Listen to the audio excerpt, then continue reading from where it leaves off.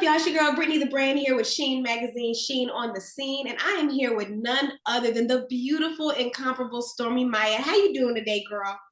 I'm great. How are you?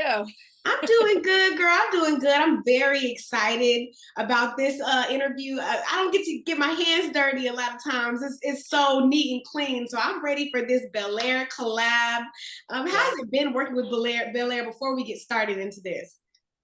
It's been awesome working with them, and they've been very supportive of the brand, Cinnamon Babe, sharing everything that we do. So it feels great to have like such a strong partner to go through business with, you know? For sure, for sure. Now, with having a liquor partner comes fabulous drinks.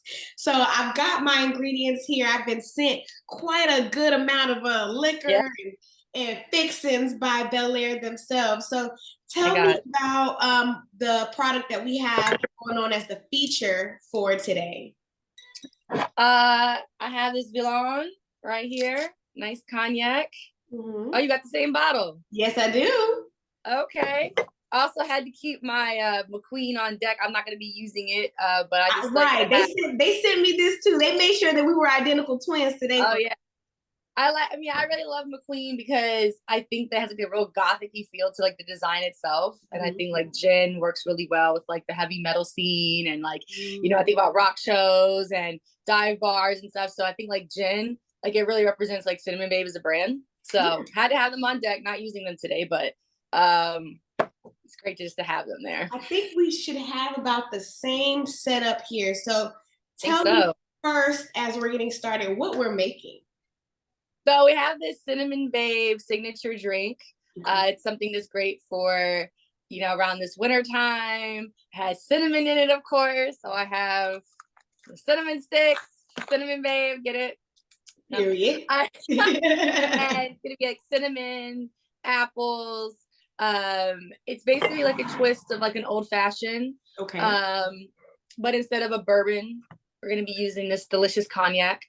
Nice. Um, and we have something that maybe a lot of people are not familiar with. You have some apple butter. Apple butter. Uh-huh. Got my big old hefty jar right here. Yeah, we got some apple butter, club soda. We have our orange bitters, and we're old school. We got sugar cubes, not just Ooh.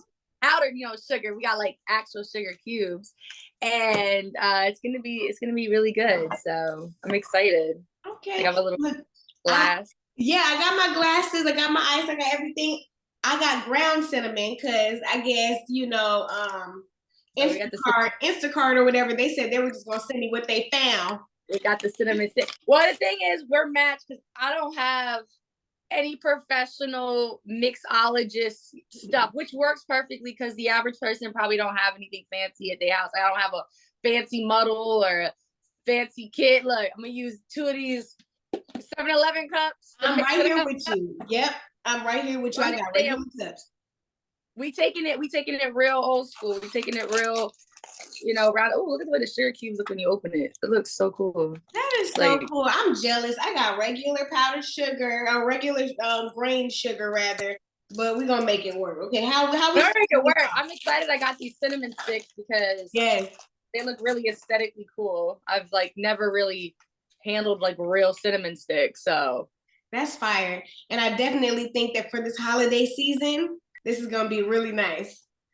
that's what I was thinking too for Christmas. Mhm. But obviously we need like a cinnamon drink, cinnamon Mhm. babe. So it's gonna be really, really fun. So you gotta work through with me because like I said, I'm not a professional over here, just talking to the real people.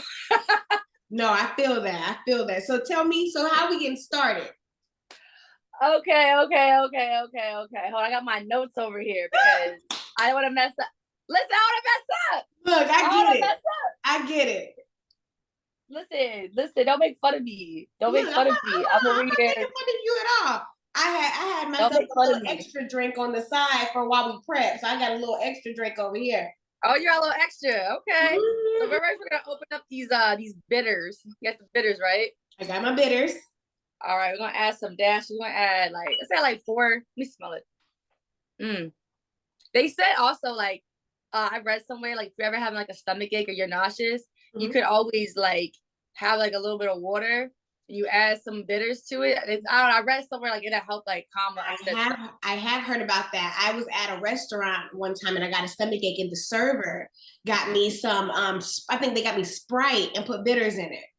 Yeah, so that's why I've been wanting to have a bottle in the house. So I get like queasy a lot. So Mhm. you're gonna put like 4 dashes of the bitters in there. Okay. That was Don't overdo it now. I was gonna say I think I already did it. I'm gonna put 1 sugar cube, but I don't know how you get. I guess you gotta. What is that like? It's a small spoon, so I can do just a little less than full. I mean, yeah. Worst case scenario, just have a really sweet drink. Right. Let me see. I'm just trying to take this cube out. Oh my goodness. Oh, look how fancy that looks like. That That's fire. That's fire. Right? I'm so jealous. I need to find me some sugar cubes immediately. Right? They sent me 2 boxes. I got 2 boxes too. Okay. Don't make fun of me looking at my notes. No. This is lost. You are guiding me, so we are good. Okay. So do you have we're gonna put an apple peel in there. You got an apple peel? Yes. Okay. Got my apple peel.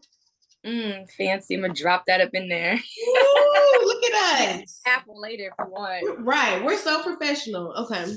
I know, right? I'm over here like figuring it all out. Let's see how much club soda. I got half an ounce of club soda. Okay, I don't have any measuring cup. I'm like, you show me what your ounce is. Like. I'm trying to see what you pour up in there. How much? Let me see. Half an ounce. Ah, shit! It's almost open. Hold on. Okay. It was fuzzing to the top. I think somebody shook it first. Probably. Right. Okay. I'm gonna see what your half an ounce look like. All right, let's see. Half an ounce. Okay. Carry the one. Okay. All right. All right. That's a half an ounce. All right. Boom. Half an ounce. I'm gonna do a little more. There we go.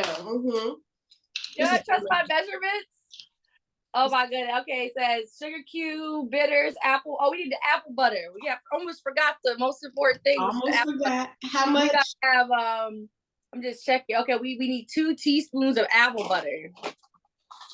This is so bad. Somebody is looking at us like, no, this is amazing. This is realistic.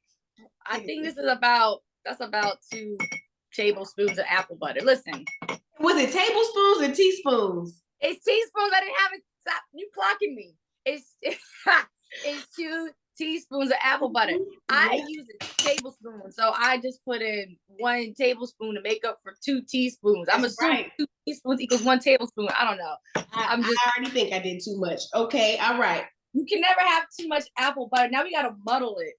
Okay. What you using to muddle it? Your spoon? This spoon. I don't have a muddle. So I don't feel bad. People at home who do not have a kit. Most people at home aren't gonna have a muddle. They're not gonna have a strainer. They're not gonna have a lot of things. They're not gonna have a teaspoon. So this is great for them because it smells so good. It smells really good. It actually does. It smells really good. It smells like one of those like scented pine cones or something. We get once we add the cinnamon candles. It's like we're making candles or something. All right, we are adding candles. You muddle it. You muddle it.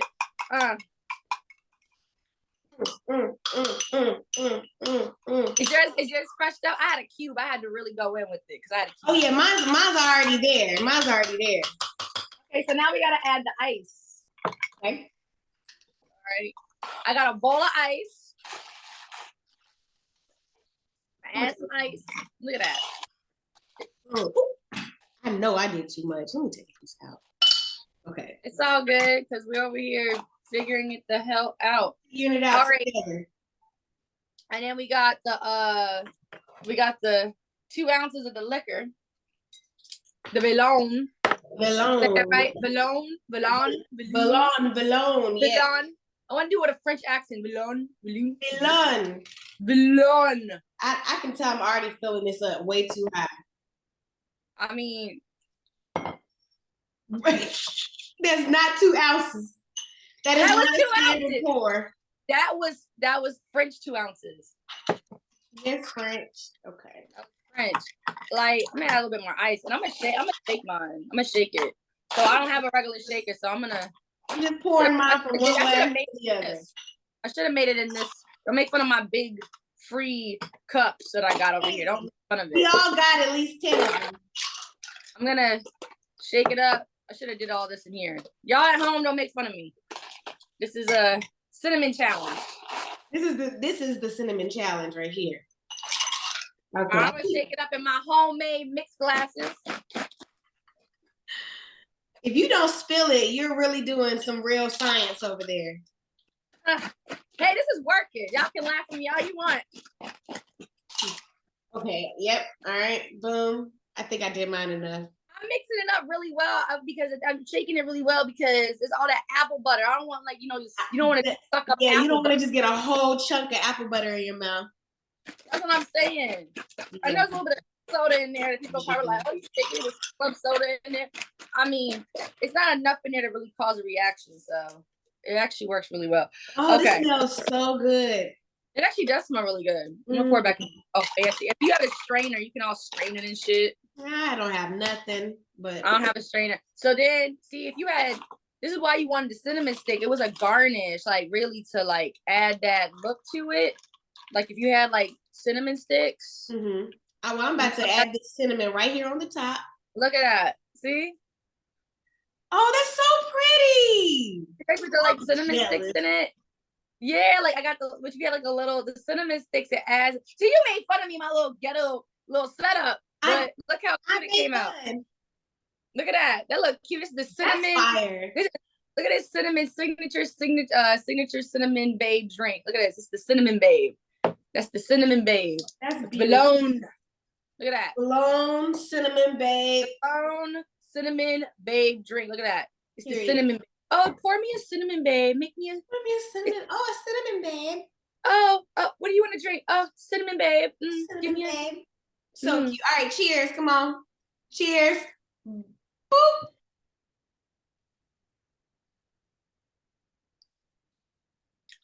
Oh, that's really good.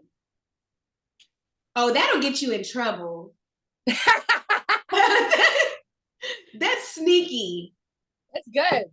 It's very holiday-ish. You know, everybody else is drinking whack-ass eggnog. You could be sitting in the corner like, I'm drinking this. It gives rich auntie vibes, you know? I'm feeling this is rich auntie.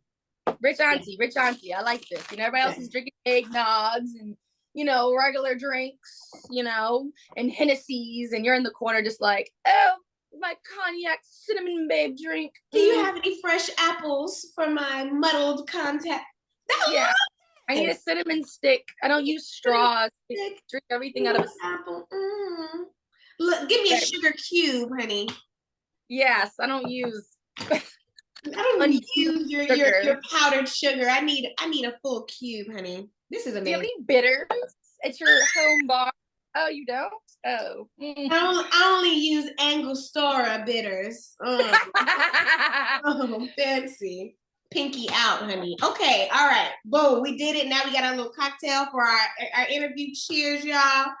Okay. Yeah, so let's first talk about the partnership. Let's talk about your company and how this was forged. Let's start with the business first, and then how you got forged into this beautiful liquor company.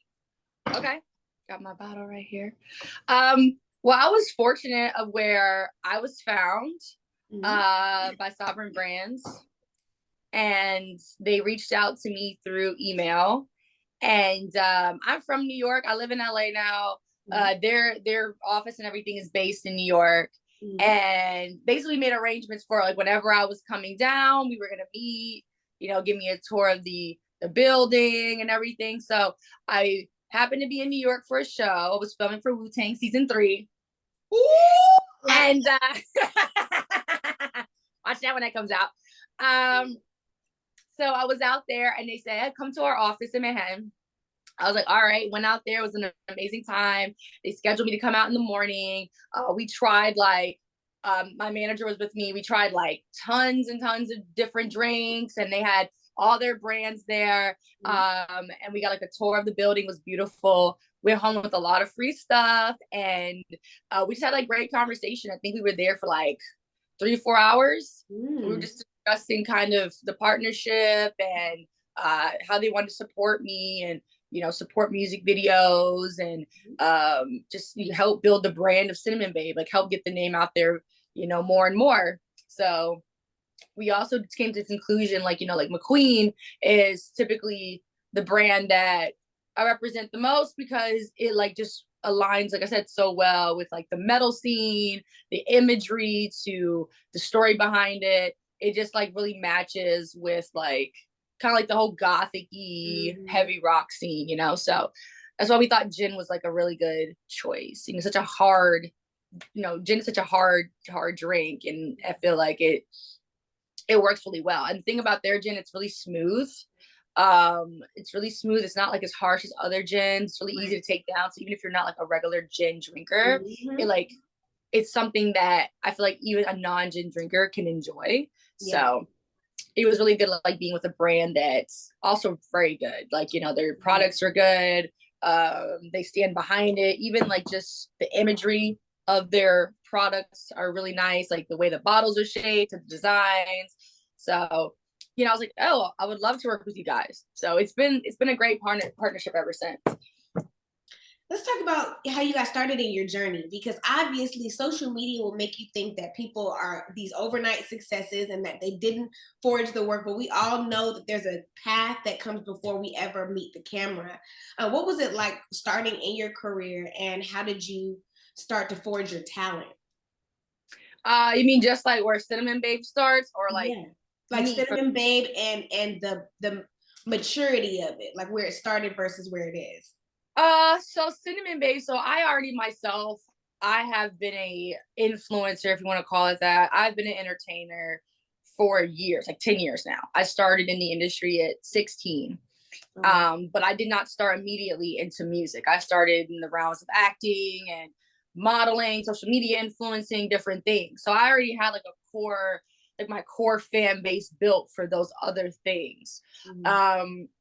But I wanted like this separate entity that could be my voice, because like I tell everybody, I have built a brand for the past 10 years, but a lot of it has been image based, whether it's been like, oh, just my body and using my body as a model or as an actor and, social media influencing. And I noticed that I did not have a platform for my opinions, for my voice, for my struggles, for my backstory. And when I would try to share my voice on those platforms that I've built, it was immediately shut down, like where people just did not want to hear it. They're like, we're here for your body. We're following for your looks. We don't care about what you have to say.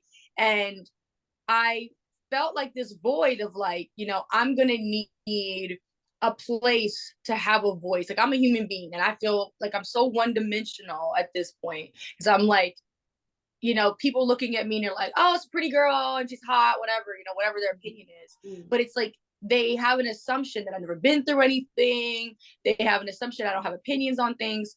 And my music is a completely different side of me. It's actually the real side of me. And I decided I was going to have to build a separate page to go down this music journey, because I knew that like the same fans that appreciated just my physical might not be the same fans that wanted to hear my voice. So I decided to make the Cinnamon Babe Instagram. And I was really shocked because now we just started releasing music 8 months ago. And we're already at 40,000 followers on Instagram on the Cinnamon Babe page.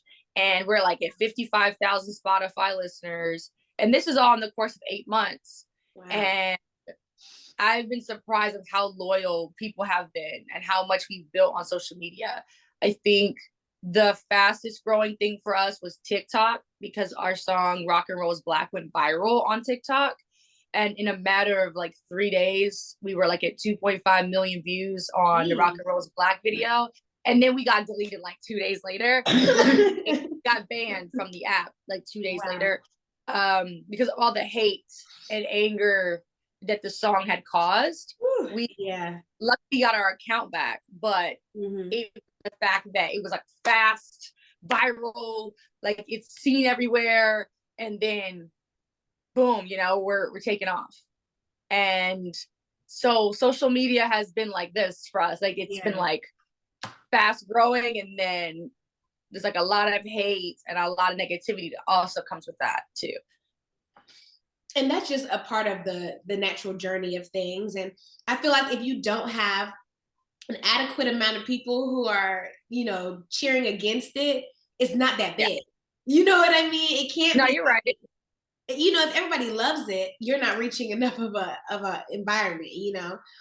And when it comes to your partnerships and things like that that you forged along the way, and the relationships that you and like your band have put together, um, can you speak to some of those experiences with building partnerships in the relationships? Oh yeah, so when I first came into the scene, it was really hard for me to find other Black people in the alt scene. I was trying to find people of color in general because a lot of my messages, like the music I make music. I tell people for people of color, predominantly Black folks, but you know I add everybody else there too. I make music for women empowerment, and I make music to empower sex workers, and basically these are all layers of myself. And when I first came into the scene and I was doing music videos and I was trying to do shows, I was like, like my old videos, you see a bunch of like white dudes and stuff behind me, which is cool, whatever, you know, I don't discriminate. But it was like I so much wanted to find other people like myself in the scene because of my messages and things like that.